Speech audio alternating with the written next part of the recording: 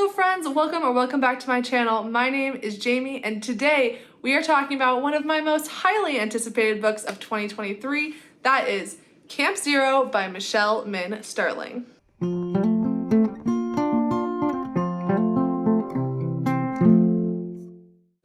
Okay, so Camp Zero by Michelle Min Sterling is a contemporary fiction, sci-fi, psychological, mystery, eco-fiction.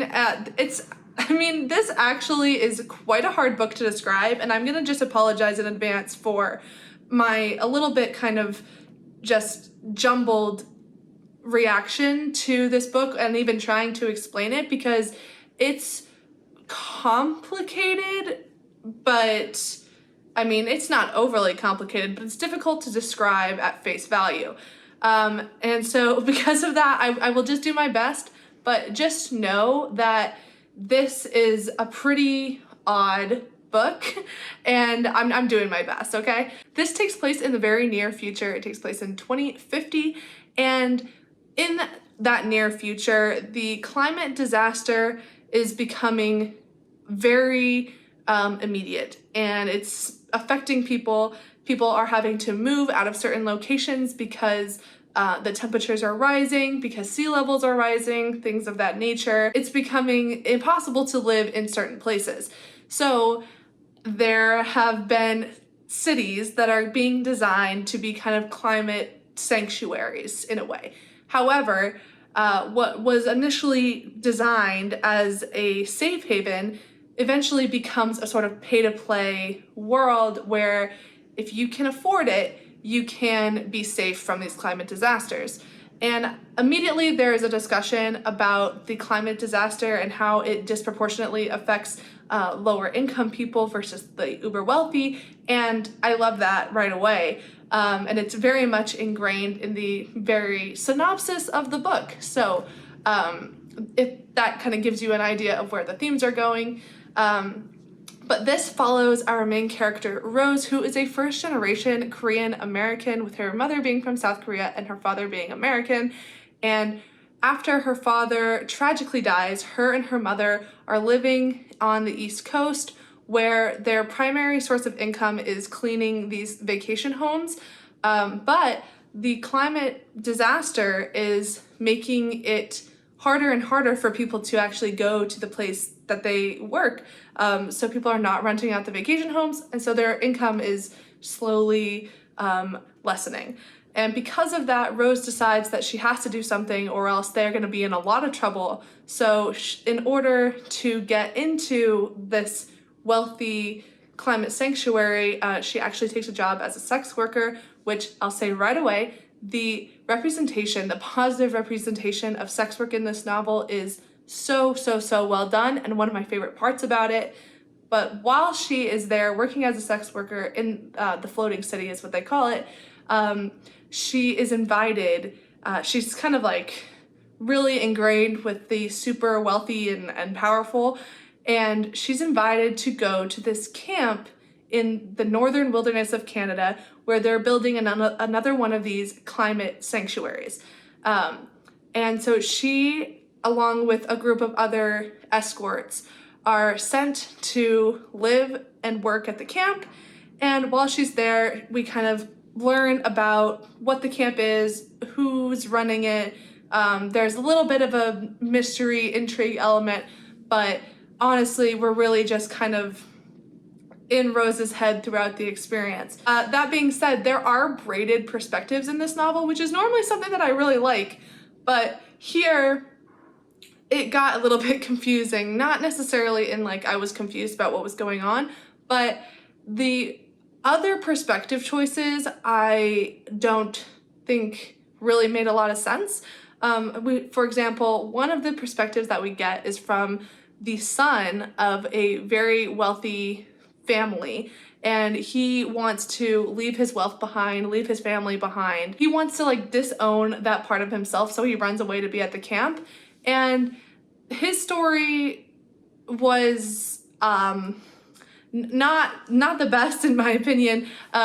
Theoretically, all of the perspectives kind of came together, but it's not done in the most natural of ways, I guess. And I won't even talk about the other perspective because there is a third perspective that is easily the most interesting part of this book.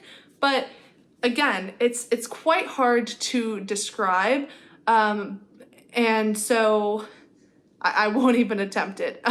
It's a little bit odd. It's a little bit jarring. There is a lot of things going on in this book, and because of that, you're kind of just like, you're reading this book and you're like, okay, where are we going? What's going on right now? And I think that is something that's important to note, is that on the back of this book, or that's, the book jacket, it will say that it's an electrifying page turner. And I think that's something that's really important to note if you're gonna, you're thinking about picking up this book. This is not, it's not a high action book. There's not a lot of plot. I think that the description of an electrifying page turner is very misleading. This is actually a really slow burning novel. I mean, I was at least halfway through and I was like, has the inciting incident even happened? That's how slow burn it is. And it's very character driven, and there is enough intrigue in a way to kind of keep you going, but it's definitely not a very plot heavy book. And it's you're just kind of feeling untethered for the majority of the book. I was okay with it because as a literary fiction reader, I kind of expect that a little bit, but I think for other types of readers or people who really prefer their books on the more plot heavy side, this one might be a struggle. Okay, getting more into just what I thought of it. This is hard because, again, this was one of my most highly anticipated novels of the entire year, which means that I was holding it to a really high standard. This book is said to be similar to the stylings of one of my favorite authors ever, Emily St. John Mandel. So this book was just kind of I was going into it with really high expectations, and maybe therefore I was let down by this book, but I don't know how much of that is due to the book versus due to just my expectations for it. But regardless, it does not live up to my expectations for it. I would say this is maybe a 3.5 out of 5 stars. I feel very lukewarm about it because in many ways it splits right down the middle, where there's a lot of things that I really loved about it. There are concepts in here that I thought were so clever. There are things that I could tell that Michelle Min Sterling wanted to talk about, and she felt that these things were important. And I love it when an author is clearly passionate about these things. But as a kind of trend that's going on in literary fiction is that authors will kind of just throw their every passing thought on every single socio-political issue in their novel and just try to cover way too much ground.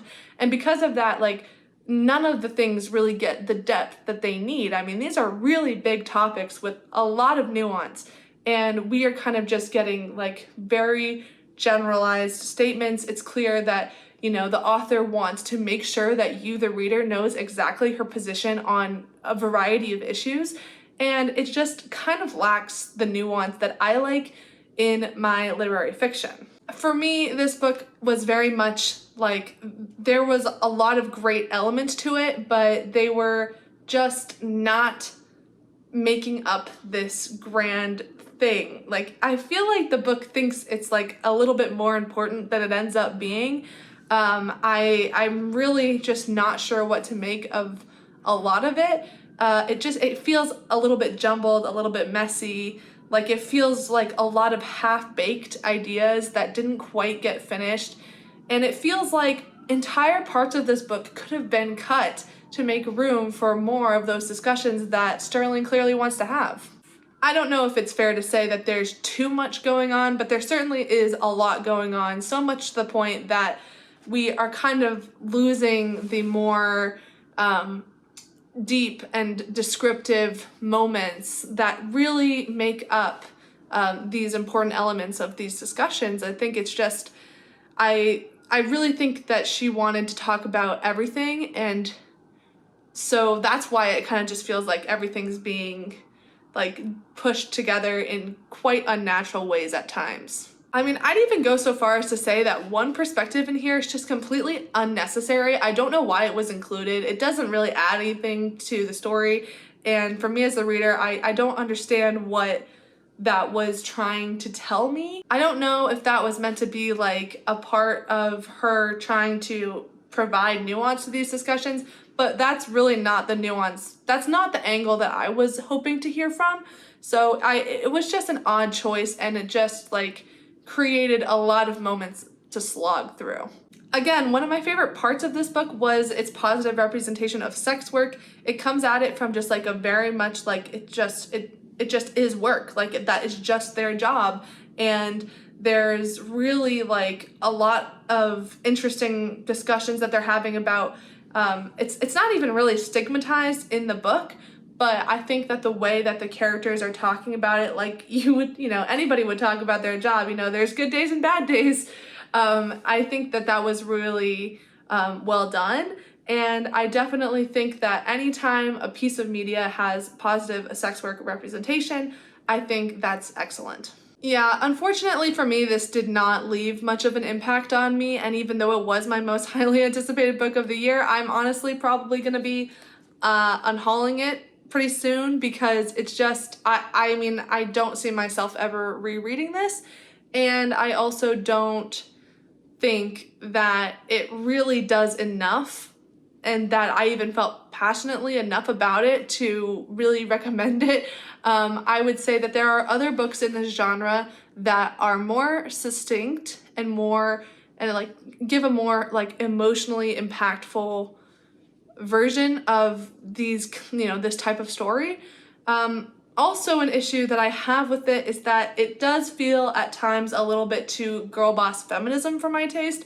It's very heavy-handed with its feminist message, and listen, I love a feminist message, but this particular brand of girl boss feminism is, I think, even a little bit outdated by today's standard, and it just seems too heavy-handed, and I felt like I think literary fiction readers are just not going to really respond super well to that, but I don't know, maybe that's just me.